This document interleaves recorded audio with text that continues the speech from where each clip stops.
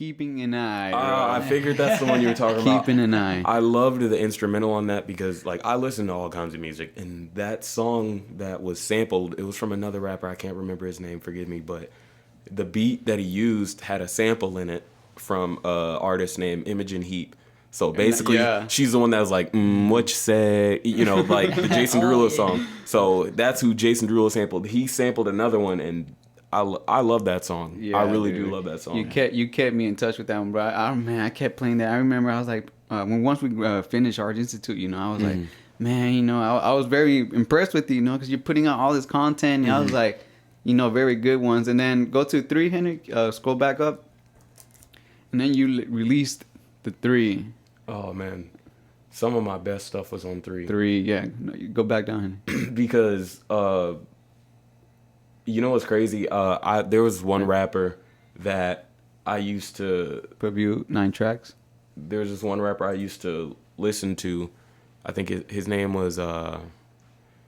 he went by several different names. He went by Gandhi Amy at first, and then he went by Ronnie Eric. So I used to, when I was doing my straight to YouTube videos, I would always send him something because him and the crew that he was in, they were called Leaders of the Dreamers. Shout out to them. And he would always give me advice. I would always ask him for advice because I thought he was so dope. And he would say, you know, read books, just read. So I started reading, and I remember exactly what book I was reading. I was reading a Star Wars book, and just for some reason, the content just came to me. It just came to me. So I ended up doing, really, from number 6 all the way down to number 9, just back to back to back. And those are some of the most hard-hitting ones I have. My favorite one is Real Friends and Run It. Oh, man.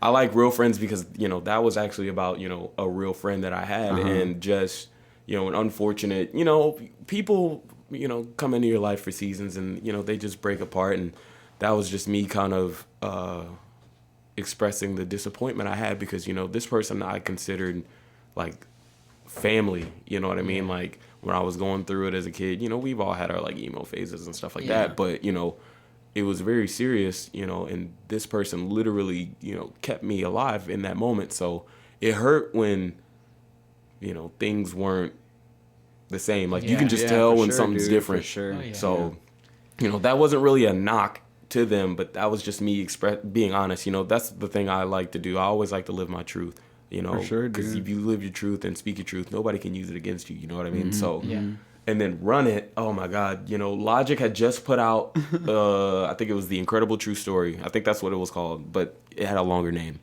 And I heard the Run It beat on there. He had a bunch of songs on there that I was like, oh man, you know, Logic is a great, great, great rapper. So I was inspired by that beat. So when I heard it, I was like, oh yeah, I gotta see if there's an instrumental. Once I found it, oh, it was over. Nice. You know what I mean? Nice, bro. So put the work in. Yeah.